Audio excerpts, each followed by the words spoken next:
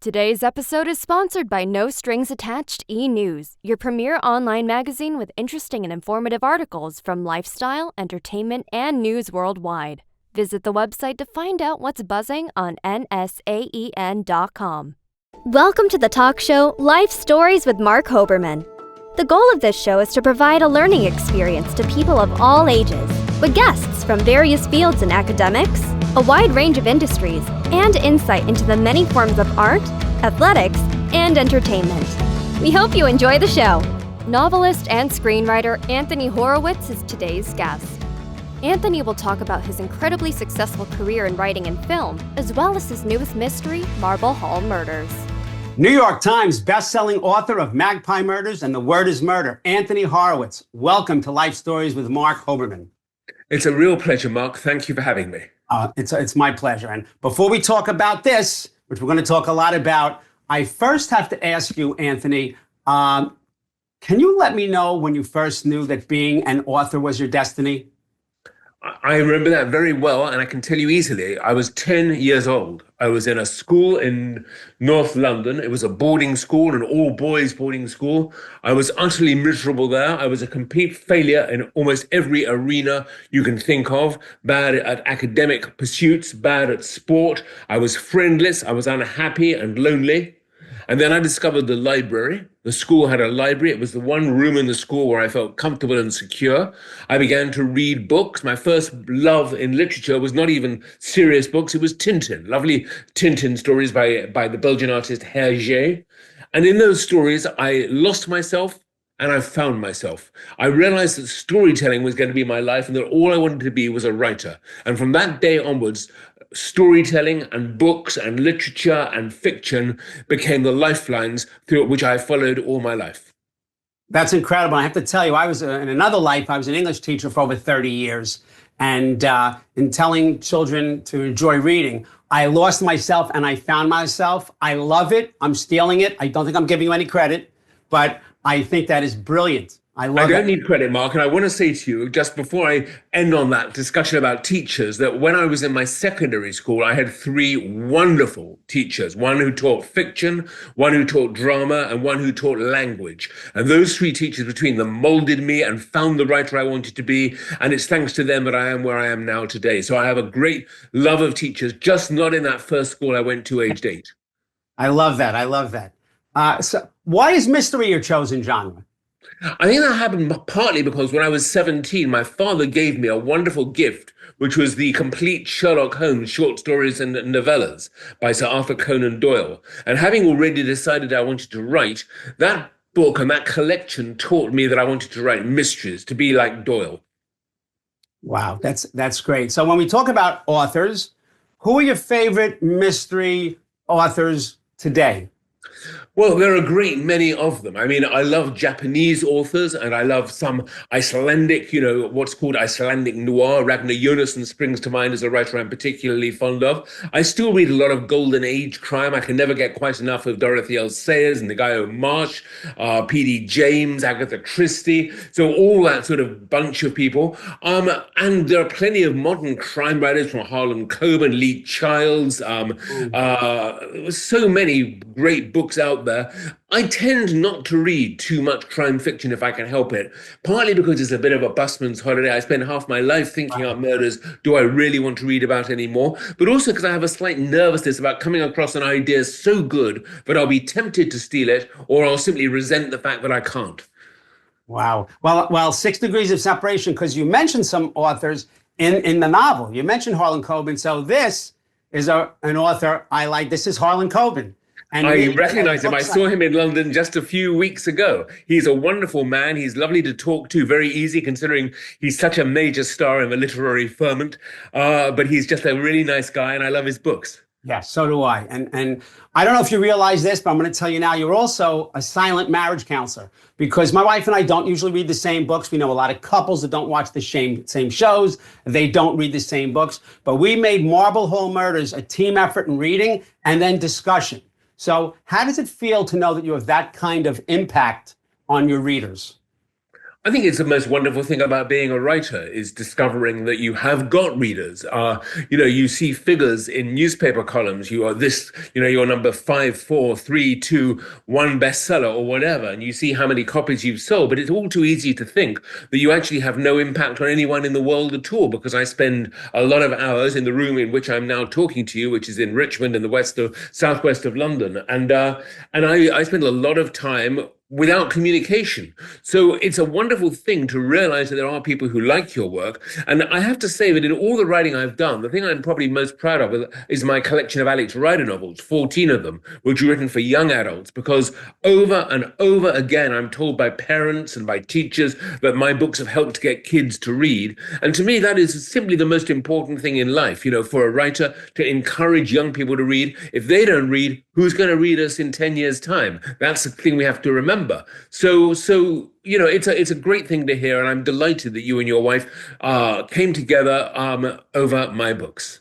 Yes, well, I have to tell you that that kind of high interest reading for young people, there is a shortage, a definite paucity of that type of high interest reading for kids. And I know about the Alex Rider novels and that series, and it's so important. I love the fact that you go young adult all the way to adults, so important. But you have, I'm guessing, a different writing process for different types of novels. So what is your writing process for turning out so many incredible mysteries? Well, first of all, my process doesn't change that much between books. I mean, I believe very much in immersion. I don't look at a book in the distance. The book is not an object that I'm going to sell. I don't worry whether it's for children or for adults. I don't think to myself, how do I make sure that this book ends up on a bestseller list or on the front table in a bookstore? I just live inside whatever it is I'm writing. The most important word in my vocabulary, I think, is immersion. So that when I am writing, the world disappears, the book disappears. I am there with Susan Ryland trying to solve a crime, or I'm there with Alex Rider trying not to be murdered by some, another world-dominating villain. And I feel everything they feel. I see what they see. I sort of hear what they hear. I'm inside the book. So the difference between the two is not that great. And I don't feel like I'm diving into a river when I write, and I go with the flow. So that the only thing I will say is that when it comes to the murder mysteries, I do have to think about them for a long time before I start writing. I do take a lot of time structuring, planning. I mean, I was working today at my desk before we began this conversation, and I have here a notepad with page after page after page of notes and diagrams and drawings and questions to myself and just all this stuff that makes the book real, so that when I do finally begin to write, I don't need to think too much. I know where I am and I can do it and just get in there. Right. Well, that foundation is certainly the key that springboards you into the magic that you write. But do you decide who the murderer is when you begin writing page one? Of course, that is the main difference between writing a murder mystery and almost any other sort of fiction I can think of. For me, it has to be planned to the nth degree. There cannot, of course I start with what I think of as the heart of a dartboard, the bullseye, which is two people, A and B, and a reason why one of them kills the other. It's got to be a good reason. It can't be a lazy reason. It can't just be for money, or because one of them wants to go off with the other guy's wife, or because one of them has done something nasty. It's got to be something unexpected, something human, something believable, something sort of strikingly different. I'll tell you my favorite motive in all of crime fiction, and I won't give away the ending of the book, but if you ever get to read Agatha Christie, The Mirror Cracked from Side to Side, the motive for that murder inside that book just shows her genius, the reason why she's the queen of crime, because it is believable, it is very simple, it is humane. I think in every book I write, I have a modicum of sympathy for the killer. And at the end of the day, in that book, it is just so left field. It's there and you don't see it. And to me, that is the perfect motive. So in answer to your question, yes, of course, I start with the solution and then go back to the beginning of the book. I never write out of order. while I'm writing. I've talked about immersion and flow. A river doesn't jump about. A river goes in one direction. So I go in one direction. And hopefully, when I get to the last chapter, and I've got all these different wires in my hands that have to be connected, all these clues, these suspects, these red herrings, these twists, these turns, hopefully, like a telephone engineer almost, these multicolored wires will all find each other and come together, and the whole thing will communicate and it will work. Wow, that's incredible and amazing, because I don't know if you realize what a great teacher you are when you write these novels, because now, quite honestly, you kind of ruined other TV shows for us, because my wife and I will watch a Law and Order or something else, and this is us the first 5 minutes. She killed him, because you've trained us. You've trained us, because when we're reading the book, I say, this is the murderer. 3 chapters in, well, that's not the murderer anymore. It's like you are involved in the whole story, which I know is what you want. But you've achieved such great success. But on my show, I like to talk, Anthony, about the story behind the glory. So what struggles did you have to overcome in order to achieve success? Well, I did get published very early on. I was 23 when I was published for the first time.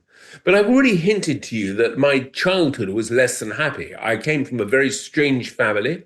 My father was a very cold individual and a very distant one who was never particularly kind to me. In fact, people thought I was dumb, effectively, and would have no future. When I told him I was going to be a writer, he scorned me and he ridiculed my work. And to this day, he died quite young. I was in my 20s, early 20s, 21, 22, when he passed. And to this day, I didn't quite understand what was going in his head. What is the point of having a child if you don't support that child and love that child and believe in that child? He did none of those 3 things, as far as I can tell. So I have to stop myself, Mark, because I also had a very wealthy upbringing. I wasn't in poverty. I mean, many children in this world don't have a roof over their heads. They don't have a meal 3 times or even once a day. So who am I to complain? But at the same time, rich kids can be unhappy too, and I was desperately sad as a child. Then I was sent to a brutal school in North London. I've already alluded to it in our conversation, but I haven't said to you how horrible it was. The beatings, where the headmaster could beat you with a cane until literally the blood was running down your legs. And he did this not once a term, but once a week or more. And if, like me, you were considered a bad kid, that was a lot of pain and suffering. And the whole school was built, I think, to undermine the confidence of young people. So when I talked to you about becoming a writer and discovering the library, this wasn't just sort of me tiptoeing in one day and sort of, oh, this is nice, here are books. It was actually a desperation. Is there anywhere in this hellish place where I can be happy? Yes, this one room with these things, these books. And those books were like doors. The books are shaped like doors. They open with exactly the same mechanism as a door. And I went through those doors into a better, happier world and began my adventures and my travels and my success. But in talking to you about this beginning and my life, I have to tell you that I have never shaken off those 5 very formative years. They've never left me.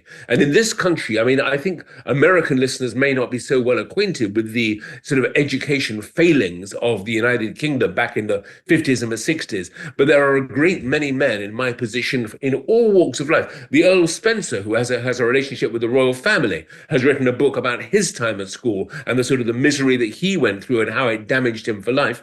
I had that same experience, and many, many men of my age have had that experience, and all of us have been permanently damaged by it. Well, first of all, thank you so much for sharing that. That is so personal. I'm going to just go in a little direction for a moment, because I did not know any of this. And I have 2 sons, and I believe you have 2 sons. So what message would you send to young people who are in this kind of darkness?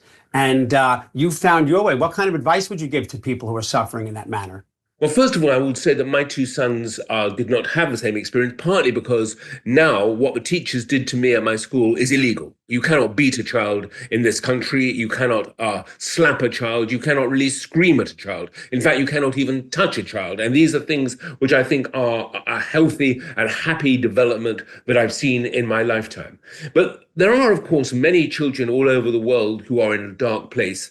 And all I can say to them is what I now say to my young self, which is believe in yourself. Things will get better and you have the power to make them better. So don't let circumstance, don't let unhappiness weigh down on you. Find the strength inside you and keep going. You see, I was not successful for a very long time. I say I got published when I was 21, 22, but the first 10 books I wrote, 10 books, sold no copies. I had an amazing publisher who stuck by me and supported me and didn't just say, go away and leave us alone. We're losing so much money trying to make your book successful. They stuck with me, and the 11th book, Stormbreaker, my first Alex Rider novel, just blew the ceiling open and allowed me to begin my journey. So to all those young people, again, who are doubting themselves, I always say there's only one difference between success and failure, and that is in failure, you give up.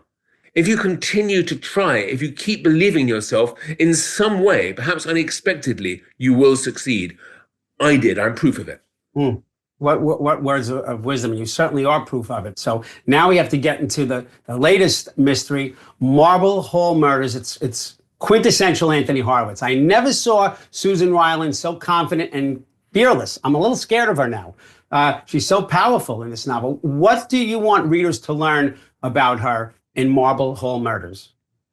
Well, I think Susan, first of all, has been very much influenced by Leslie Manville, the wonderful actor who plays her. And we're actually shooting at this very moment in Dublin. The third book, Marble Hall Murders, is being shot even as we speak. And Leslie has lent a lot of her strength and confidence to the character.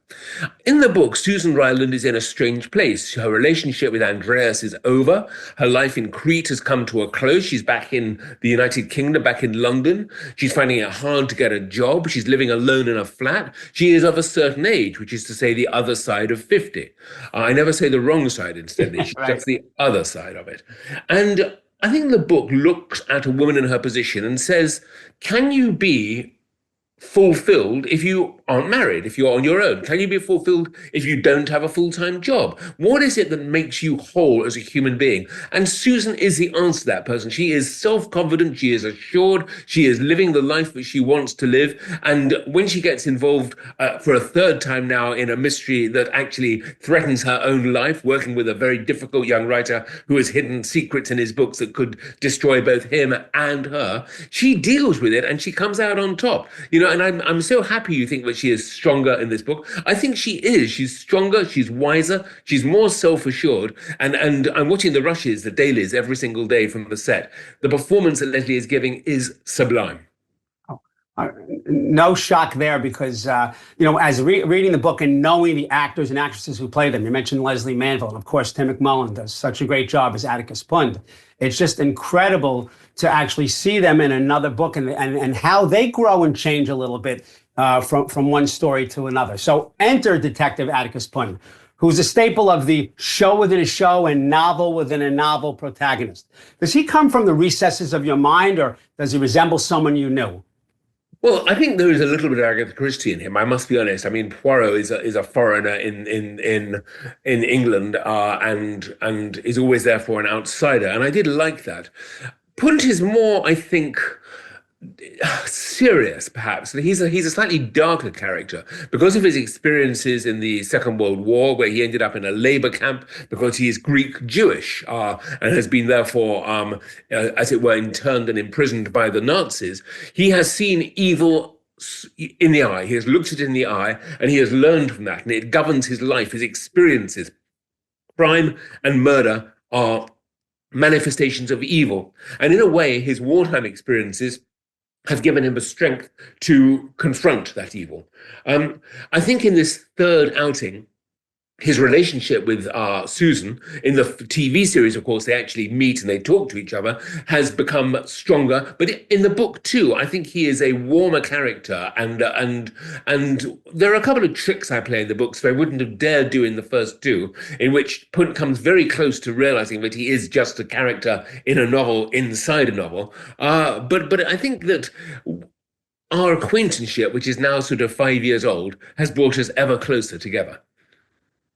Oh, absolutely. And you see those hints, and just when you think something's going to happen, something else happens, which is what you do all the time anyway. But the two of them coming together, which you didn't see in the novel, but you see in the show, is so interesting because it always takes 30 seconds to say, wait a second, this isn't really happening, because it's put together so well. But in Marble Hall Murders and its characters, they're not part of my family, but a family is at the center of the novel. I believe it's pronounced the Crace family. So The Crace family, yes. Was it a challenge for you to add so many new and intricate characters?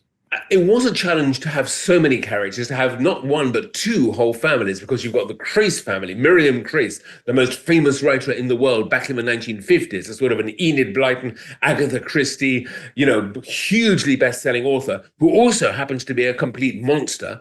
And she sits above this huge family of children and grandchildren, and she's horrible to everybody. And that is their secret. They are having to fly the flag for her because she is loved all over the world, and they can't tell anybody how much damage she has done to their lives. And that's sort of a secret of the book. But Miriam Crace, she's written a series of books about the little people. But in the modern world, it is her estate that Susan Ryland is now dealing with. And so you get sort of double families, as it were. The Adakus Pund book is set in the south of France and has one family. Miriam Crace is another family. I slightly muddled that explanation, if you'll forgive me. I don't know if you want me to start again and cut it in, or shall we just keep plugging on? Keep going, keep plugging away.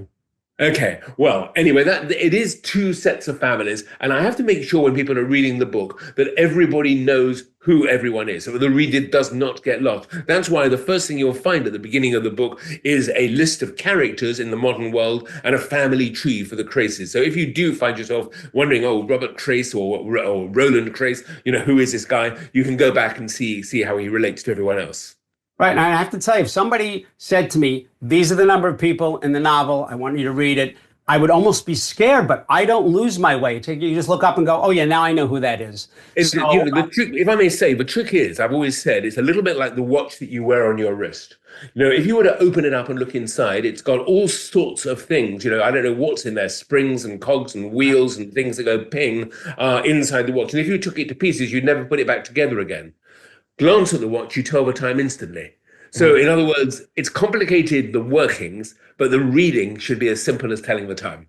Well, not only are you the king of mystery writing, I think you're the king of analogies. What a great explanation. So with a minute or so that we have left, what's more challenging for you, the writing of the novels or the writing of the screenplay? They're both challenging in different ways. I would have said I enjoyed them equally. The screenplay did make demands on me because compressing 550 pages into 6 episodes of television meant a lot of had to go, everything had to be simplified, and that took a lot more thinking. But I don't think about the challenges, I think about the pleasure, and both of them gave me enormous joy. Well, who was it then who made the decision that after some episode you would speak and give some explanations? Because I don't know if I love it because I'm an educator or I love it because I'm a learner, but whose idea was that for you to really kind of extrapolate on things that are going on after the episode? That was a masterpiece. And the reason is that in England, the shows fit a different time slot. And in America, there were 3 minutes. They were 3 minutes short. And we had to find something to put in those 3 minutes because the English ones are 3 minutes longer or something. So somebody had the idea that I should do a little, I suppose you'd call it a masterclass after every episode about the writing and about some of the sort of production decisions. And to be honest with you, I haven't actually seen them this year. My son, Nicholas, filmed them for me on set. He is a filmmaker. And he does a fantastic job. And then we send them over to PBS who edit them. I haven't yet seen them, so I'm glad to hear you like them. Oh, absolutely. This is so interesting. Anthony Horowitz, thank you for joining us today and sharing those personal stories. I'm quite confident that Marble Hall Murders will be yet another New York Times bestseller. Anthony Horowitz, thank you so much for being today's very special guest. Thank you. Thank you for watching Life Stories with Marc Hoberman. To contact Marc, email him at info@lifestorieswithmarchoberman.com or visit him on social media through Facebook, Twitter, Instagram, TikTok, and LinkedIn.